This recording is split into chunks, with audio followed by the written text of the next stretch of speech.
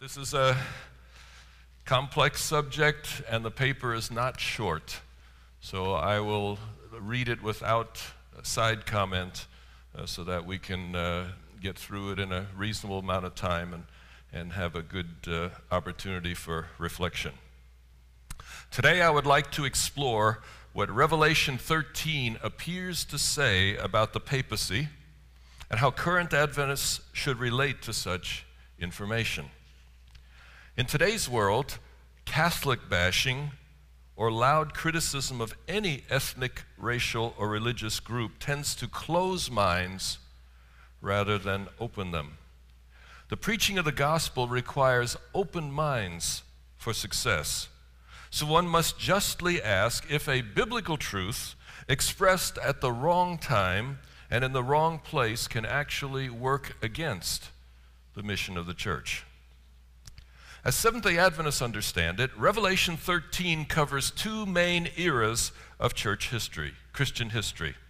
The first is the broad sweep of the centuries, from the Middle Ages on into modern times. This is developed in the first half of chapter 13.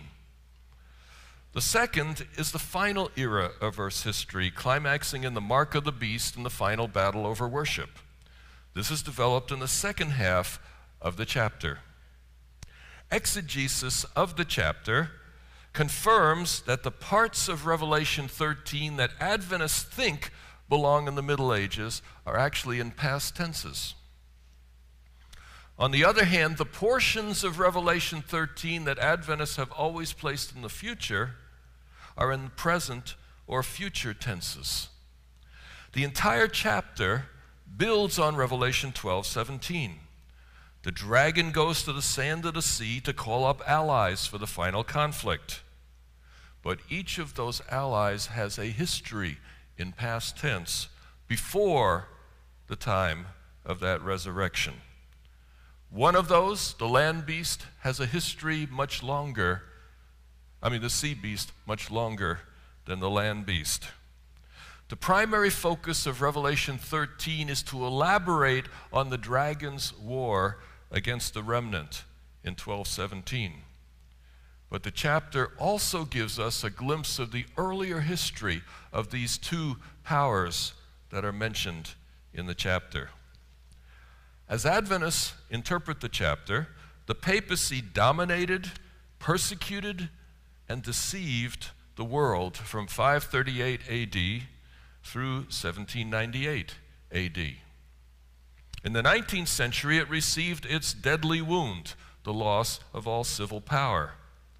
That deadly wound began to be healed when Mussolini returned Vatican City to the political control of the papacy in 1929.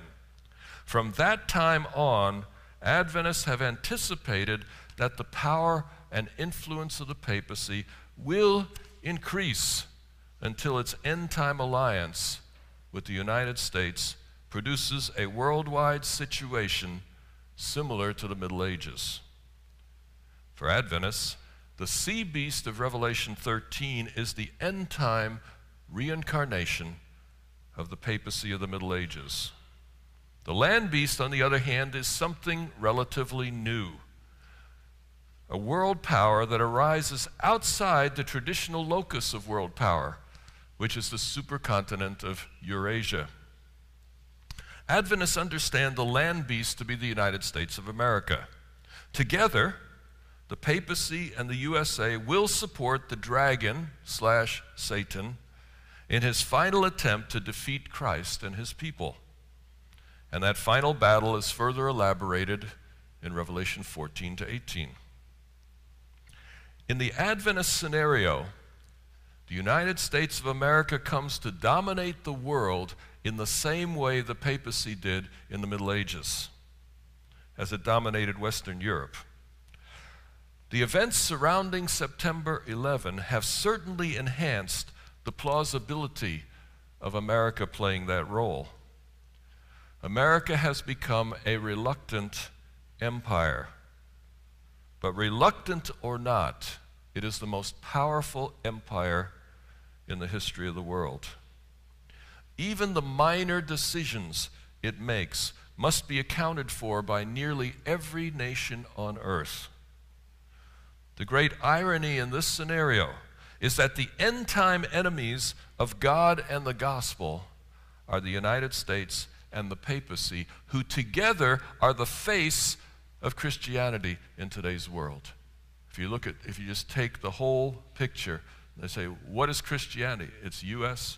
papacy. In the end, Babylon will have a Christian face.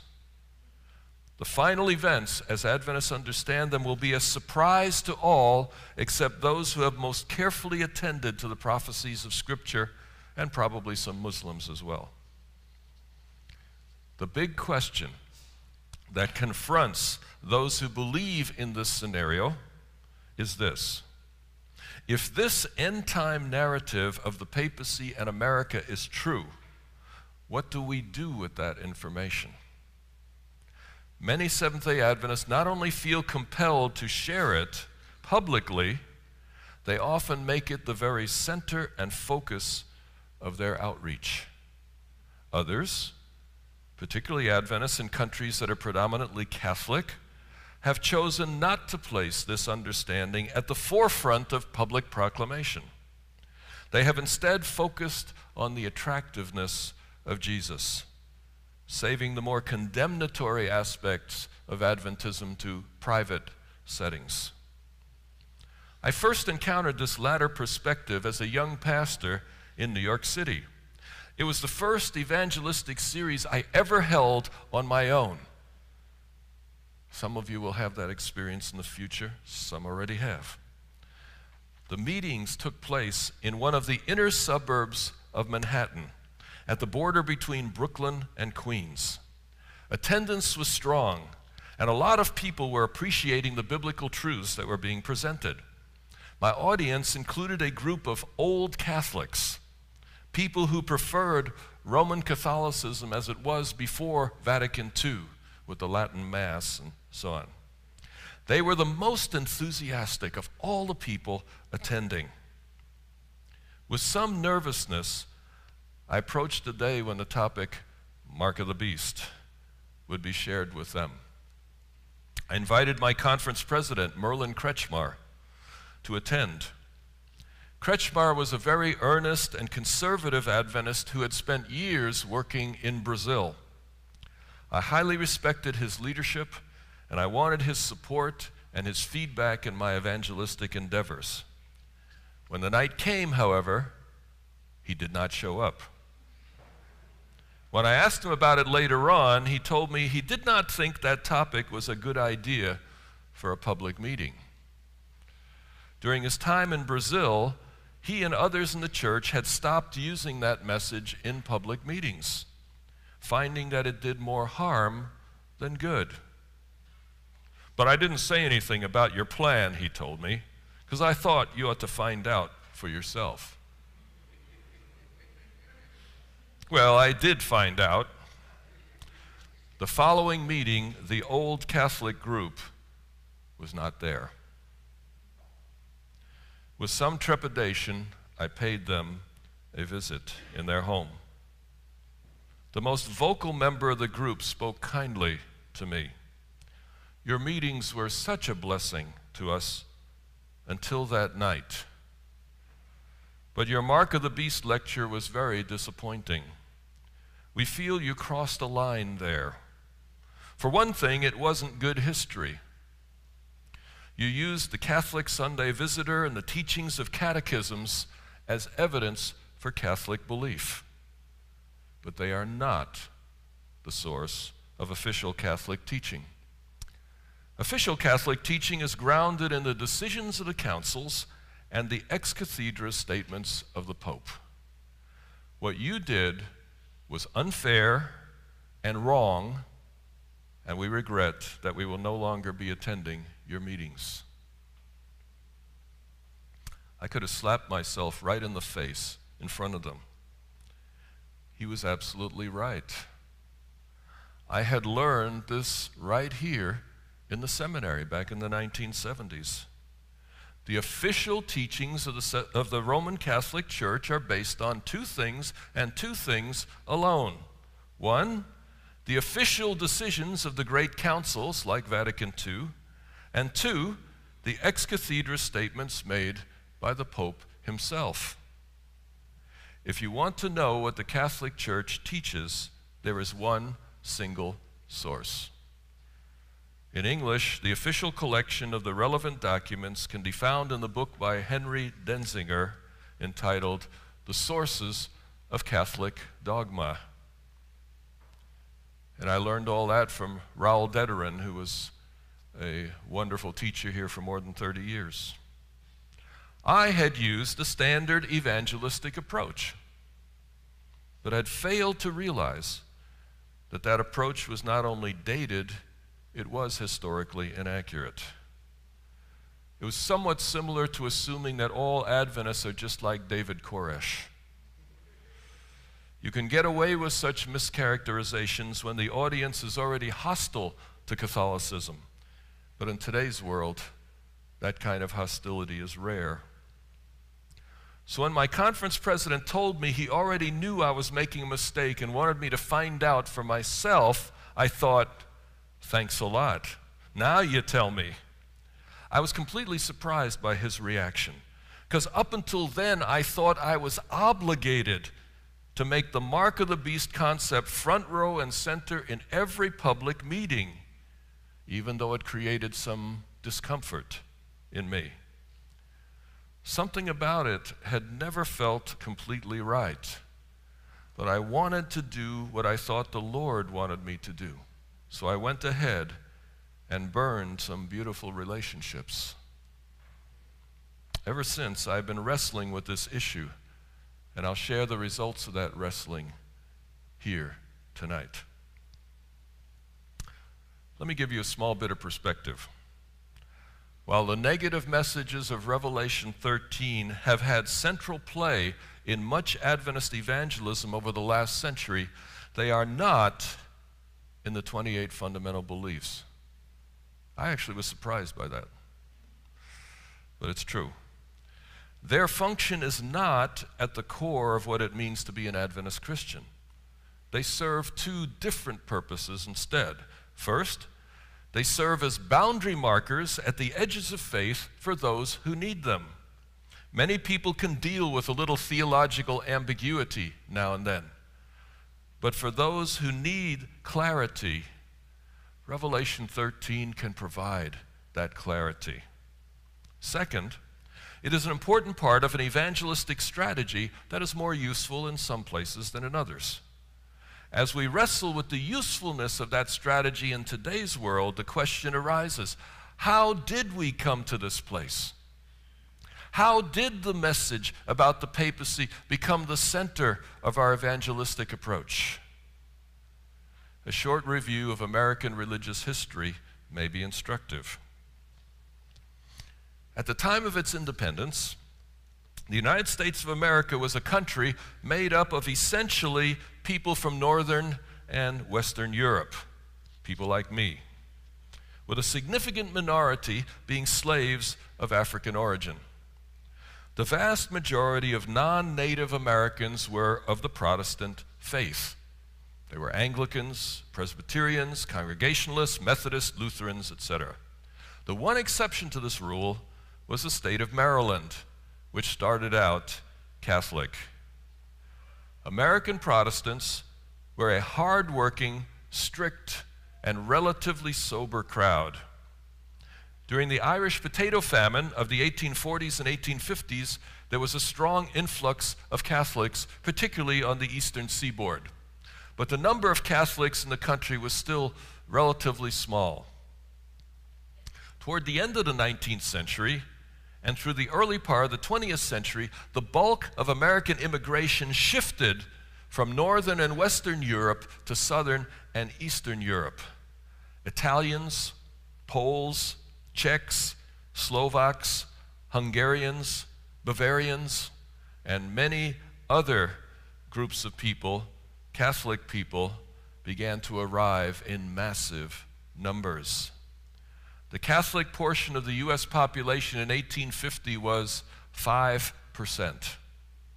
By 1920, it was 17%. A huge shift between those dates. And their numbers were very much noticed by the public.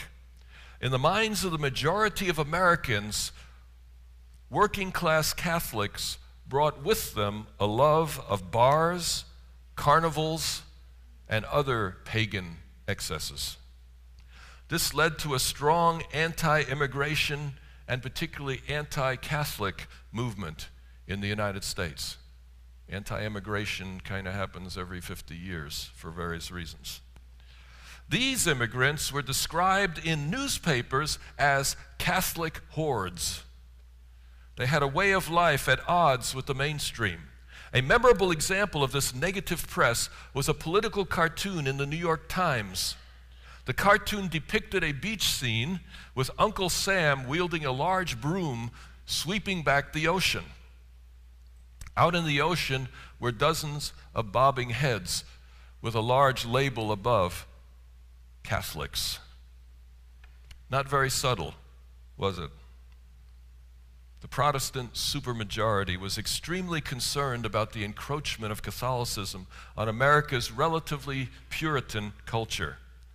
Many Adventists do not know that in the 1880s, most of the mainline Protestant denominations, including Anglicans, Methodists, and Presbyterians, were strict enough to forbid the wearing of wedding rings, thinking that they had pagan connotations. Most also frowned on drinking and dancing, among other things. The Protestant majority felt that the influx of Catholics threatened the very fiber of American culture and faith. Around the turn of the century, an Adventist evangelist named Simpson was one of the first to come up with a brilliant evangelistic strategy to take advantage of the situation. If Protestants in America were so concerned about the encroachment of Catholicism on the American way, why were they themselves following the papacy in worshiping on Sunday instead of the biblical Sabbath? If American Protestants were so concerned about the dangers of Catholicism, they should go all the way, complete the Reformation, abandon all Catholic practices, and restore biblical values. Adventist evangelists held the key not just to a more biblical faith, but to restoring America's greatness as a country. This was a powerful appeal that hit home to the mainstream American culture in a way that Adventism has struggled to rekindle ever since. In today's America, however, the strategy of reaching Protestants by critiquing Catholicism often backfires. Not only are Catholics offended by this bashing of their faith, as they put it, Protestants, seculars, and postmoderns also find it inappropriate in today's world. This raises the legitimate question of when, where, and how to share this aspect of biblical truth. Jesus himself said, "I have many things to tell you, but you can't handle them now." When it comes to outreach and evangelism, one must use wisdom, discernment, and the guidance of the Holy Spirit in deciding which aspect of truth to share and when. What do we do with Revelation 13 in a postmodern world? Postmodern culture supremely values inclusiveness and tolerance.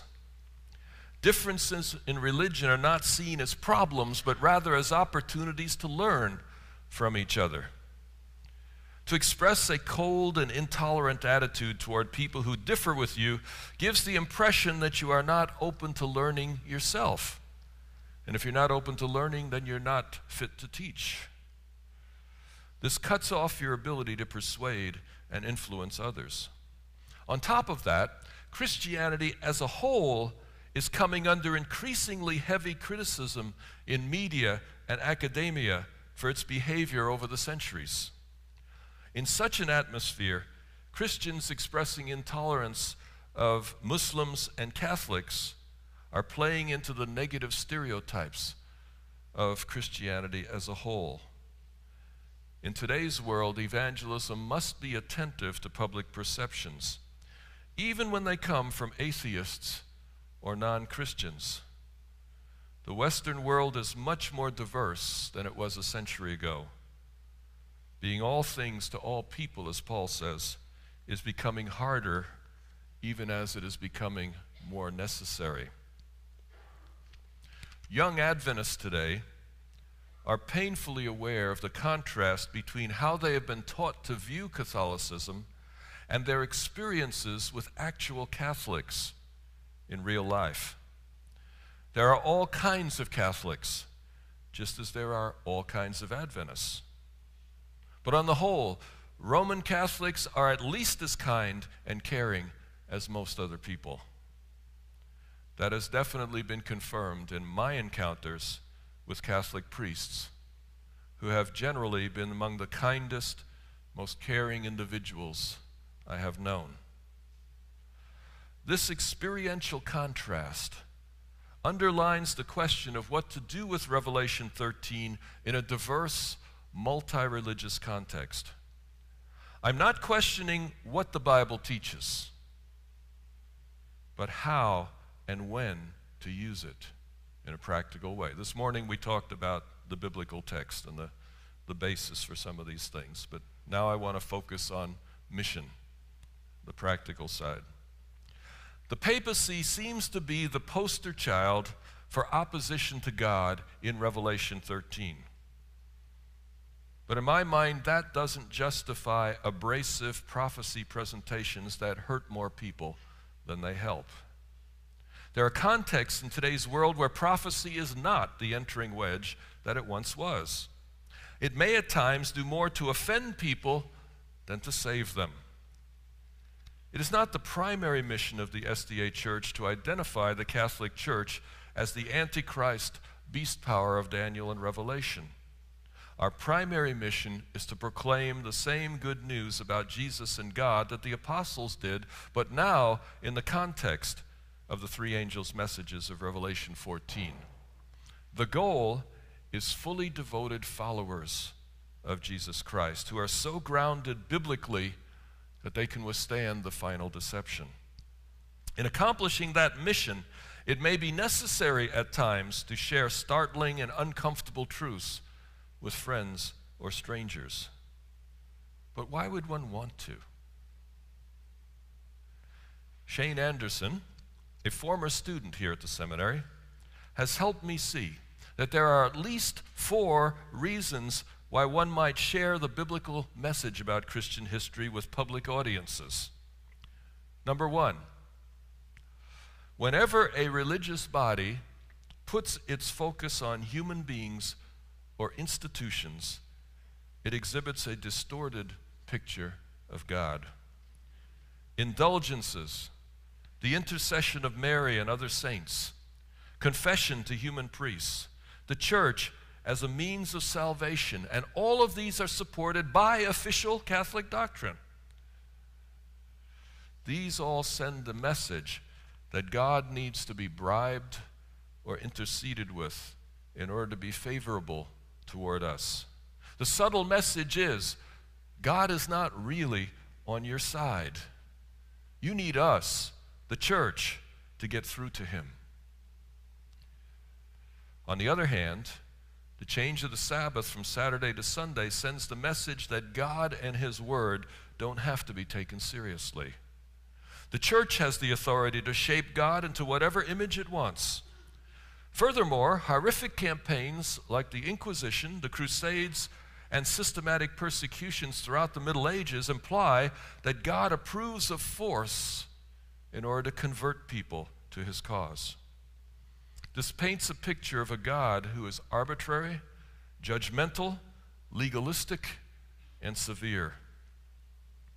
Since these happen to be characteristics of Satan, the medieval actions of the papacy portrayed the true God as having the character of Satan. At the right time, and the right place and in the right way, the message of Revelation 13 can help us to speak well of God. Number 2, in addition to speaking well of God, the message of Revelation 13 is important simply because it's true. One doesn't avoid the truth because it's unpleasant or makes us uncomfortable. If the Bible teaches us that the same Christian power that caused so much mischief during the Middle Ages will somehow attain a sequel at the end of time, this is very important information. For example, if we knew from Bible prophecy that Nazism would make a comeback in Germany and a future Hitler was just around the corner, would we hide that truth from the world? If we had some really nice Nazis for neighbors, would we have less to say about the system that they were following? There will be a great deception at the end of time. The biggest piece of that deception is that people of faith, doing what they genuinely, in most cases, believe and think is right, will be found fighting against the true God. And the greatest safeguard against that deception would be the fact that we knew ahead of time that deception was coming. It would be dangerous not to share such a truth. According to the Bible, the deception will be so severe that even the elect, Jesus says, will find it challenging. A third reason to share this truth at the right time and in the right way is that it is liberating to many people. The truth about the papacy as a system can bring tremendous freedom to people who have assumed the papacy was God's vicar on earth. Such a view has caused people to follow every papal teaching in detail, even those that were disturbing or questionable on the face of it. Think of the Scala Santa, the holy stairs in Rome. The faithful ascend the stairs on their knees, saying an Our Father on every step. Why? Because, as the plaque on the wall says, and I was there just in May, in several languages, quote, "The following indulgences may be received in accordance with the usual conditions. Plenary indulgence on all Fridays of Lent and once more each year on an occasion of one's choice." Plenary indulgence means everything. Partial indulgence on all other days of the year as long as one is sincerely repentant of one's sins. This is the very thing that Martin Luther and so many others sought to overthrow 500 years ago. For some, this leads to a slavery of righteousness by works.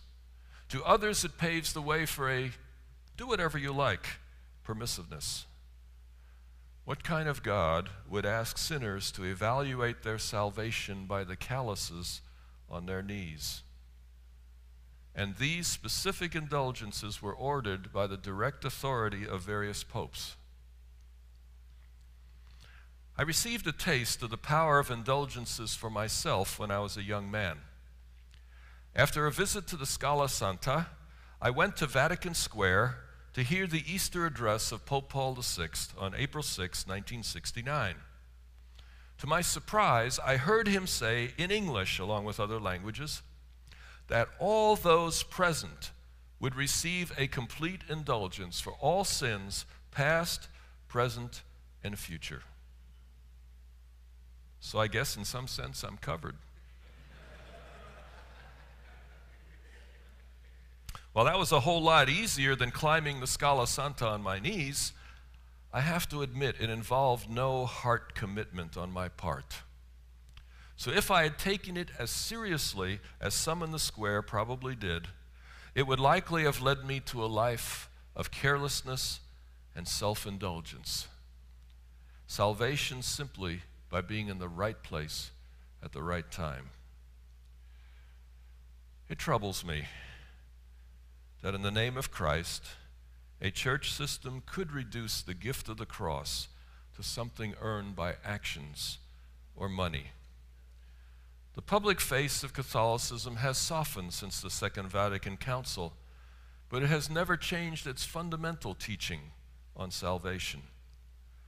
Salvation comes only through the Catholic Church, and believers can only receive salvation by participating in the sacraments of the Church.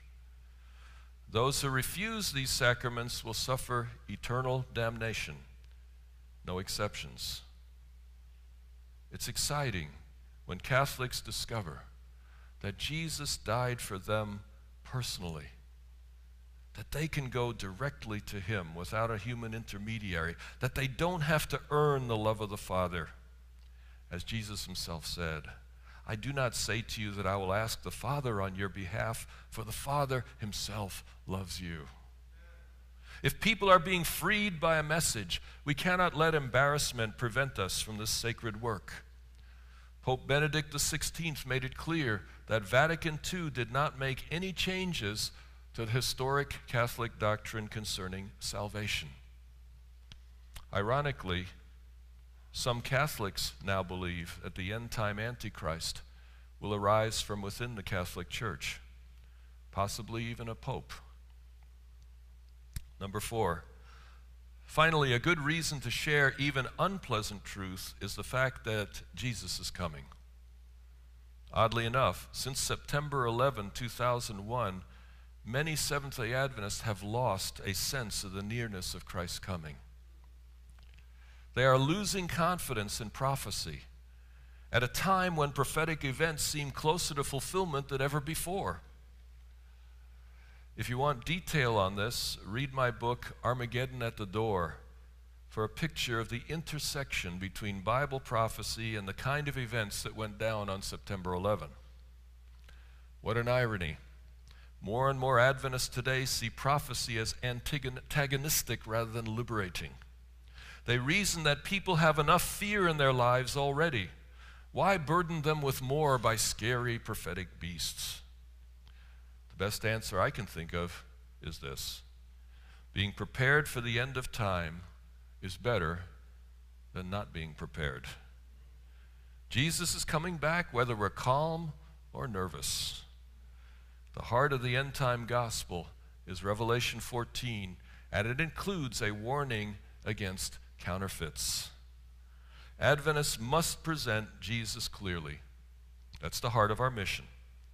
And many people won't see Jesus clearly or be ready for his return until the truth about counterfeit forms of salvation are presented in detail. So that is a fourth reason for sharing this message, even though it might not be popular to do so. Some of you may be tempted to think at this point, what does he know about presenting messages like Revelation 13? Academics think they know everything, but what they say often doesn't play in the real world. Well, in this case, I beg to differ. While it's challenging to share Mark of the Beast with a popular audience that doesn't have a scholar among them, imagine what it would be like to share the Mark of the Beast with a room full of non-Adventist scholars in Daniel and Revelation.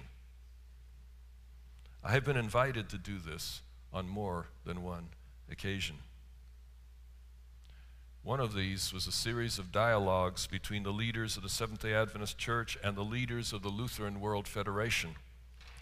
The Federation provides a loose oversight to more than 100 church bodies in 79 countries with about 70 million believers.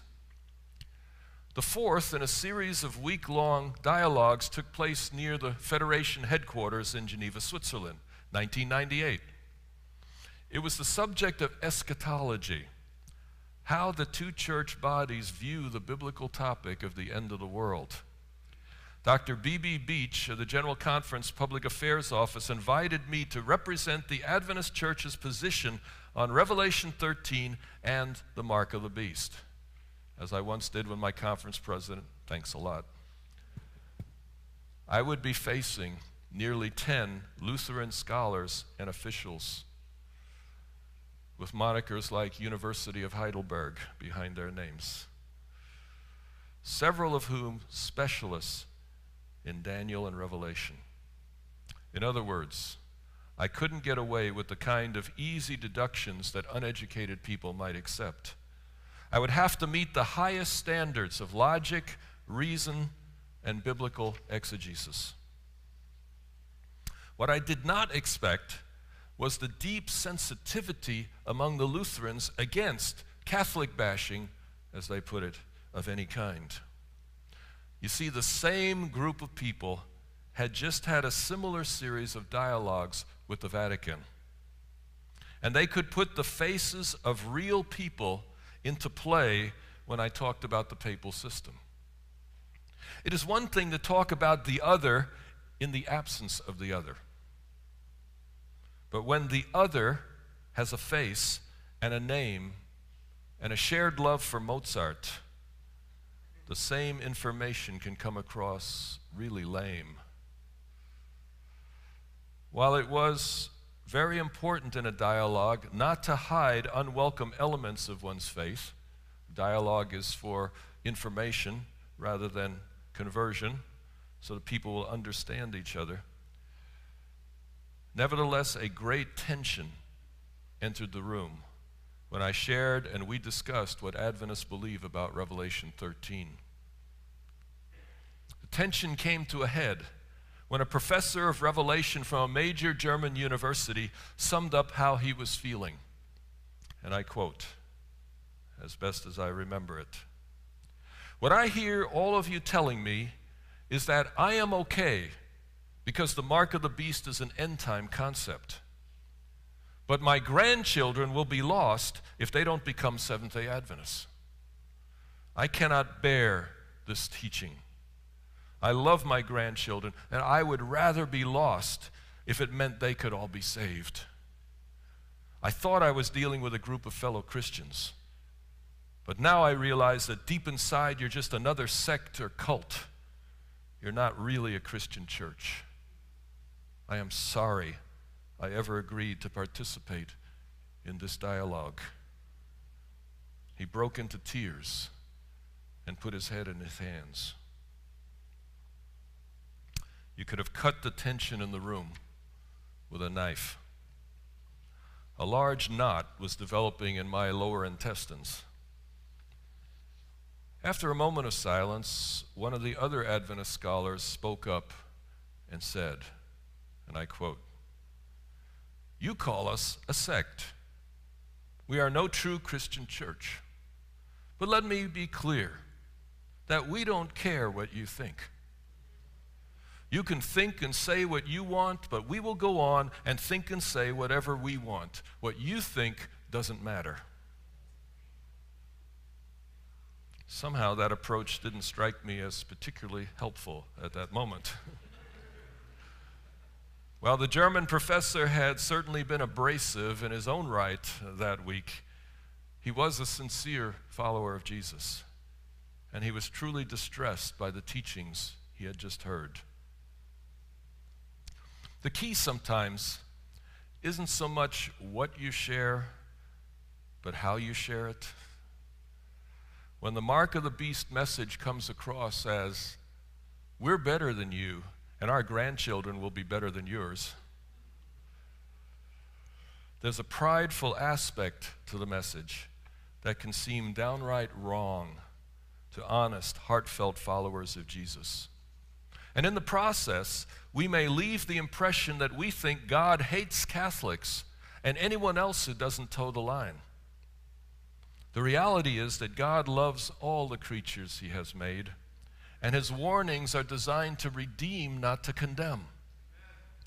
The mere fact that the final judgments have been delayed for nearly 2,000 years shows God's love and patience for sinners of all kinds. As one atheist recently told me, if I'm still here and there is a God, he must be very gracious. He had a point.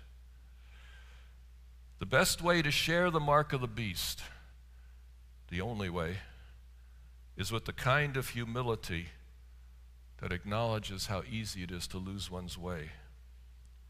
Given enough time, what religious institution has ever avoided putting the institution ahead of the mission? The papacy is simply the poster child for a problem that has affected all religious institutions to one degree or another. After the sharp comment from my Adventist colleague, the tension in the room hung in the air like a cloud that would never go away. Then a Lutheran scholar, soon to become Bishop of Oslo, spoke slowly and carefully to his Lutheran colleagues. He reminded them of several years of dialogue and mutual growth and understanding with their Adventist colleagues. He reminded them of seasons of prayer, heartfelt testimonies, a common love for Jesus and the gospel, growing friendships, and growing appreciation for each other between the two groups. He reminded them of discussions over the Sabbath.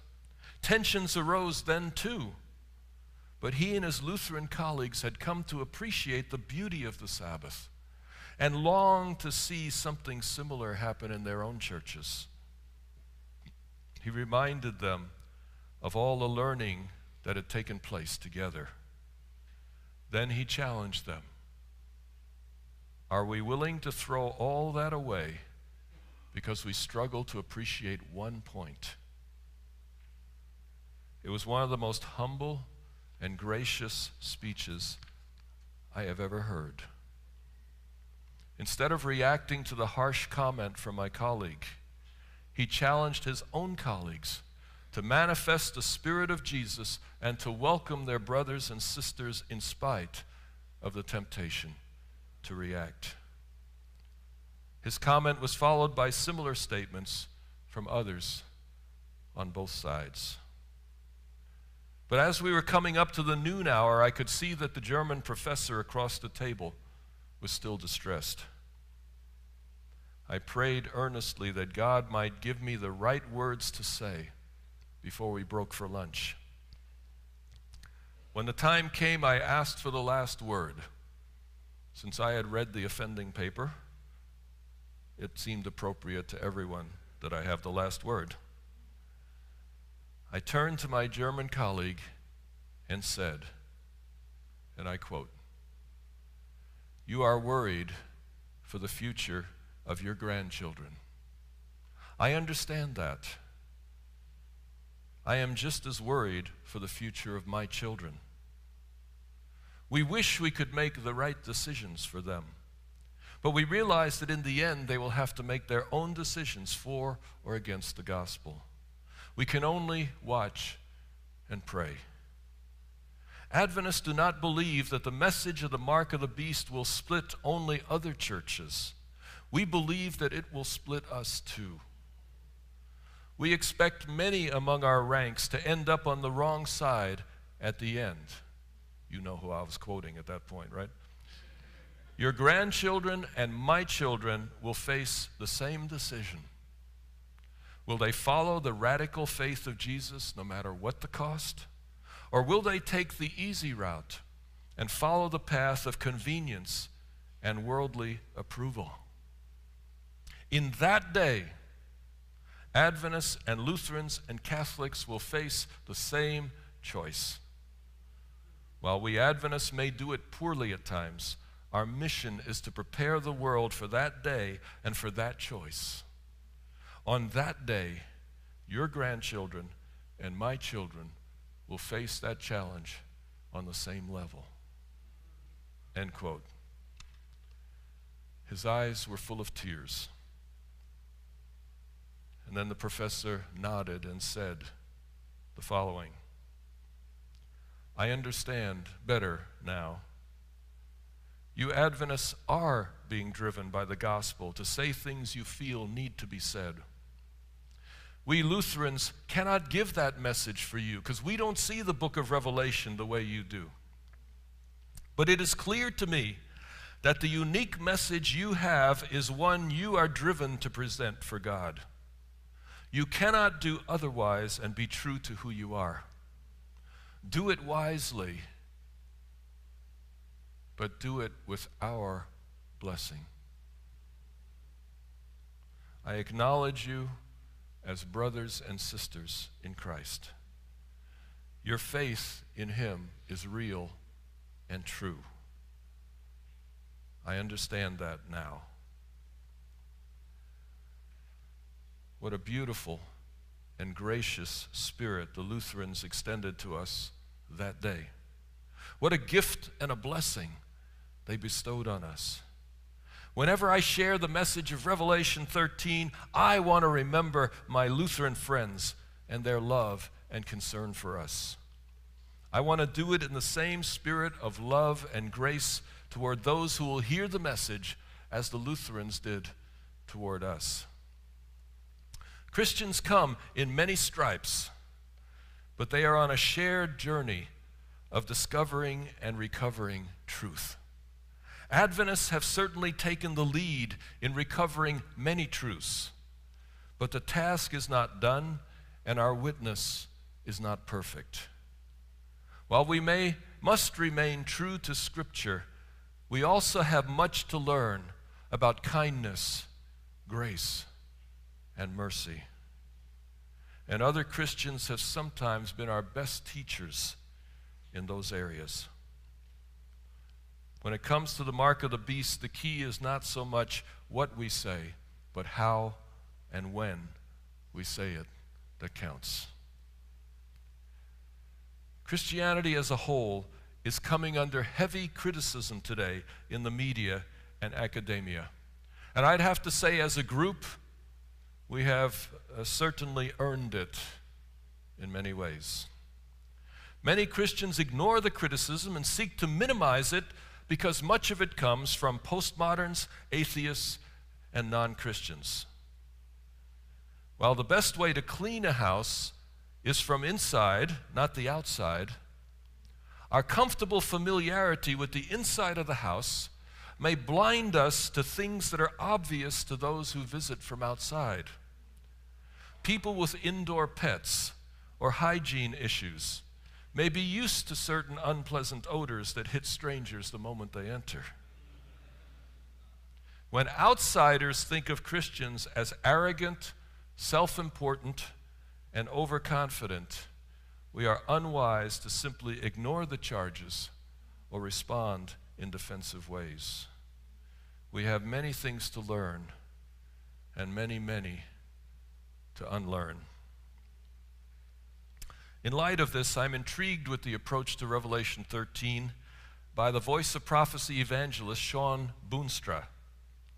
He shared his approach in a recent article in the Adventist Review, and I hope I do justice to his position in the summary that follows. Seventh-day Adventists have the opportunity to take the lead in admitting publicly that something is wrong with modern Christianity. Perhaps Revelation 13 is just what this final generation needs. We live in a world that distrusts organized religion, that continually seeks to dismantle Christianity and the culture it has created. We have a message that answers the general sense that it's a mistake to lay all the blame for the world's woes on Islam, for example. The world's biggest problems arise from within Christianity itself. Instinctively, many of the secular people around us know it. The non-Christians around us know it. Such people are desperate for Christians who would honestly admit that Christianity, as it has been practiced, is rife with problems. We should be like Daniel and accept corporate responsibility for the sins of Christianity. Read Daniel 9. When we describe the sins of the Middle Ages, we can say, do you know who this is? This is all of us. This is how the church behaved in the Dark Ages. These are the crimes of the Christian church, and it's about time that we admit it. This approach does not ignore the truth, but it wipes away the sins of Christianity as an excuse for people to avoid the Bible. It also takes the blame off God for our horrific behavior and puts the blame where it belongs, on us. It takes away the we, they mentality and opens the door to honest examination. One thing we've learned from the war on terror is how ready people are to trade liberty for a little security. The whole conspiracy mentality feeds on the sense that there's something clearly wrong with government. Our world seems to be spiraling out of control. We can't control the economy. We can't control the terrorists. We can't control the climate. We don't trust in religion, and we don't trust in government. Sounds like the table being set for the biggest religio-political tyranny of all time. The world will cry for solutions to this mess, and Satan has waited thousands of years to provide them. Adventists have the ability to show people why they have been soured on both Christian faith and worldly government. We can show them that the character of God is not at all like they have been told. At the right time, in the right place, in the right way, the message of Revelation 13 may be exactly what this world needs right now. September 11 seems to have set the table for something. Human beings, particularly in the Christian West, have broken the planet and denied the way of Christ by our words and our actions. We have broken our own hearts. We have spawned the evil that besets us. But there is good news. Jesus is still the answer. I agree with the larger picture of Revelation 13 as taught by the Seventh-day Adventist Church and as verified, I believe, by exegesis of the text. This may not be a popular picture in today's world, but it does provide a penetrating analysis of many of the ills in the Western world and the source of conflict between nations and religions.